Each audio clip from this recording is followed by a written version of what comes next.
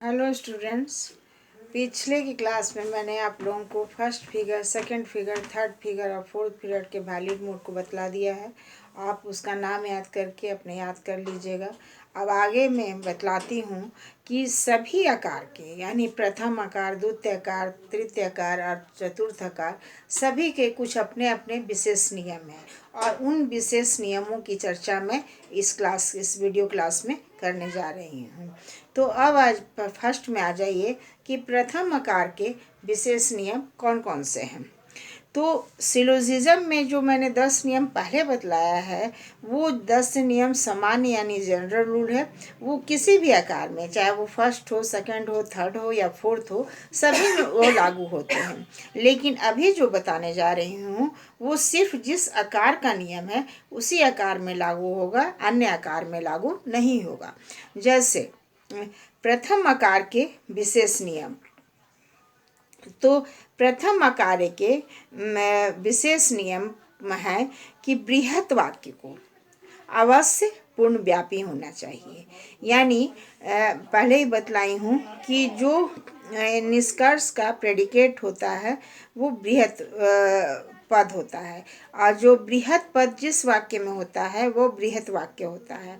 तो इस तरह से बृहत वाक्य यानी पहले वाक्य को हमेशा पूर्णव्यापी में होगा, या तो ए होगा या तो आई होगा। कि प्रथम आकार में मेजर प्रेमस अगर यूनिवर्सल यानी पूर्णव्यापी नहीं हुआ तो वह वाक्य पार्टिकुलर होगा और इसके अंशव्यापी होने से इसका उद्देश्य जो है सो मध्यवर्ती पद है। तो इसका उद्देश्य मध्यवर्ती पद है जो अव्याप्त रह जाएगा। चूँकि ये है आपका मिडिल टर्म, इसमें आई वाक्य का कोई भी वाक्य व्याप्त नहीं होता है और ओ का सिर्फ प्रेडिकेट व्याप्त होता है। तो अगर हम अंशव्यापी लेते हैं तो इसका जो सब्जेक्ट है वो व्याप्त नहीं होगा और निष्कर्ष में हम उसको संबंध जो स्थापित करेंगे वो उसमें मध्यवर्ती पद बृहत वाक्य में अव्याप्त रह जाएगा और इस तरह से इसमें आपको एक बार मध्यवर्ती पद को नियम अनुसार एक बार जरूर व्याप्त होना चाहिए और जो लघु वाक्य में ही कर सकते हैं। लघु वाक्य में विधेय के स्थान पर है, इसलिए इसे व्याप्त रहने के लिए लघु वाक्य को अभावात्मक यानी निगेटिव होना पड़ेगा, तभी विधेय व्याप्त हो सकता है। और जब लघु वाक्य में भावात्मक वाक्य है तो बृहत वाक्य भावात्मक होना चाहिए, क्योंकि दो निगेटिव आधार से कोई निष्कर्ष नहीं निकलता है। तो इस तरह से बृहत पद भावात्मक और लघु वाक्य अभावात्मक हो जाते हैं और निष्कर्ष अभावात्मक होने से वह प्रेडिकेट व्याप्त हो जाता है, अतः बृहत पद व्याप्त हो जाता है। लेकिन बृहत पद चूंकि अव्याप्त है इसमें अनुचित बृहत पद का दोष आ जाएगा, इसलिए बृहत वाक्य को यूनिवर्सल होना चाहिए, या तो ए या तो आई। दूसरा नियम है कि लघु वाक्य को अवश्य भावात्मक होना चाहिए।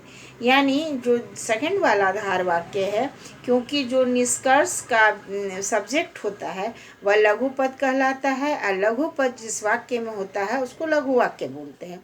तो इस तरह से लघु वाक्य को अवश्य भावात्मक होना चाहिए और यदि ऐसा नहीं हुआ तो यह अभावात्मक होगा और लघु वाक्य के अभावात्मक होने से बृहत वाक्य भावात्मक हो जाता है और निष्कर्ष अभावात्मक हो जाता है। क्योंकि दोनों आधार वाक्य अभावात्मक हो तो बृहत पद यानी प्रेडिकेट जो विधेय के स्थान पर है व्याप्त हो जाता है, क्योंकि बृहत वाक्य में के भावात्मक होने से बृहत पद जो इसके विधेय के स्थान पर है अव्याप्त रहता है। इस तरह आधार का अव्याप्त बृहत पद निष्कर्ष में आकर व्याप्त हो जाता है जो अनुचित है और इसे अनुचित बृहत पद का दोष हम कहते हैं, इसलिए ऐसा होना चाहिए। तो प्रथम आकार के दो विशेष नियम हैं जिसको मैंने बता दिया। अब आ जाइए द्वितीय आकार के विशेष नियम। द्वितीय आकार के विशेष नियम में पहला नियम है कि बृहत वाक्य को अवश्य पूर्णव्यापी होना चाहिए, यानी ये होगा या तो ई होगा और यदि ऐसा नहीं हुआ तो अवश्य ही अंशव्यापी होगा और अंशव्यापी होने से बृहत पद पी जो उसके उद्देश्य के जगह पर है व्याप्त नहीं होता है। इस तरह निष्कर्ष का विधेय अव्याप्त रह जाता है और निष्कर्ष भवात्मक हो जाने से दोनों आधार वाक्य भवात्मक हो जाएगा और मध्यवर्ती पद जो है सो एक बार भी व्याप्त नहीं हो पाएगा और क्योंकि यह विधेय के स्थान पर है, अतः इसमें अव्याप्त मध्यवर्ती पद का दोष हो जाता है। अब दूसरा नियम है विशेष द्वितीयकार का कि आधार वाक्य में एक को अवश्य निषेधात्मक होना चाहिए। यानी दो आधार वाक्य है तो उसमें एक या तो ई होगा या तो ओ होगा। यदि आधार वाक्य में से एक अभावात्मक द्वितीयकार में नहीं है तो वह दोनों आधार वाक्य भावात्मक होगा यानी पॉजिटिव होगा और इस हालात में मध्यवर्ती पद दोनों जगह पर विधेय के स्थान पर होने के कारण अव्याप्त रह जाएगा, तो अव्याप्त मध्यवर्ती पद का दोष आ जाता है। और इसमें तीसरा नियम है कि निष्कर्ष को अवश्य निषेधात्मक होना चाहिए, यानी जो कंक्लूजन आएगा वो निगेटिव में आएगा या तो ई में आएगा या तो ओ में आएगा। तो इस तरह से द्वितीयकार के तीन विशेष नियम हैं। और अब आ जाइए तृतीयकार के विशेष नियम।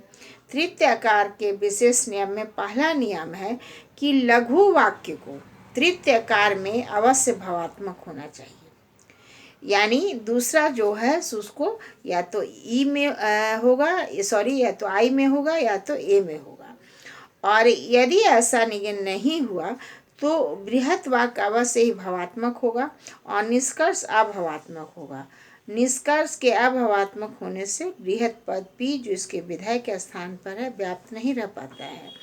इस तरह आधार का अव्याप्त बृहत पद का निष्कर्ष में आके व्याप्त हो जाता है, तो इसमें इलेक्टिव मेजर का दोष आ जाता है। अब आ जाइए द्वितीय।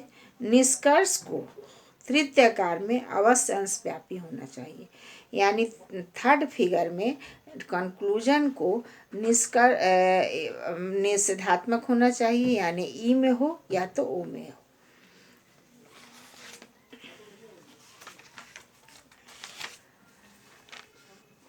और अब लास्ट है चतुर्थकार के विशेष नियम।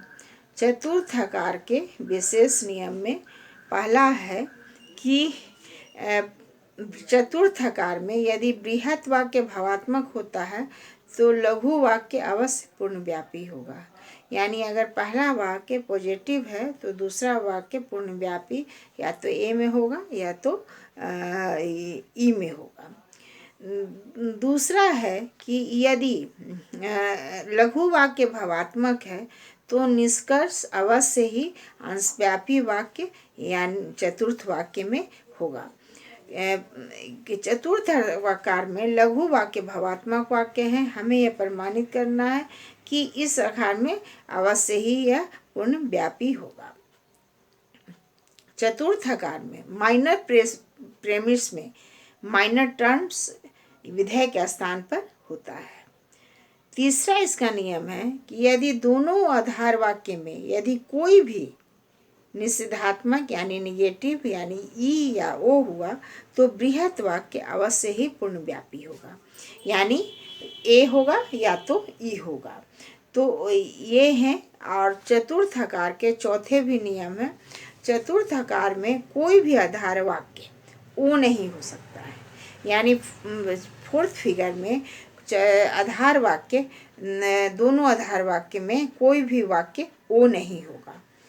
तो इस तरह से आपके चतुर्थ आकार के भी 4 नियम हैं। पहला बतला दिए कि चतुर्थ आकार में यदि बृहत वाक्य भावात्मक होगा तो लघु वाक्य अवश्य पूर्णव्यापी होगा। दूसरा नियम है कि यदि लघु वाक्य भावात्मक है तो निष्कर्ष अवश्य ही अंशव्यापी वाक्य चतुर्थ आकार में होगा। तीसरा नियम है कि यदि दोनों आधार वाक्यों में यदि कोई भी निषेधात्मक होगा तो बृहत वाक्य अवश्य पूर्णव्यापी होगा। यानी यदि दोनों वाक्य लघु वाक्य में कोई दो आधार वाक्य में कोई भी निषेधात्मक है तो बृहत वाक्य को अवश्य ही पूर्णव्यापी यानी ए या तो ई में होना होगा। अब चौथा है कि चतुर्थ आकार में कोई भी आधार वाक्य यानी ओ नहीं हो सकता है, या तो ए रहेगा या तो ई रहेगा या तो आई रहेगा। तो इस तरह से जो ये नियम मैंने बतलाया ये सभी आकार के अपने अपने नियम हैं, यानी विशेष नियम हैं। जिस आकार का विशेष नियम मैंने बताया उसे उसी आकार में लागू होगा, दूसरे आकार में लागू नहीं होगा। तो 10 जो है सो सामान्य नियम है।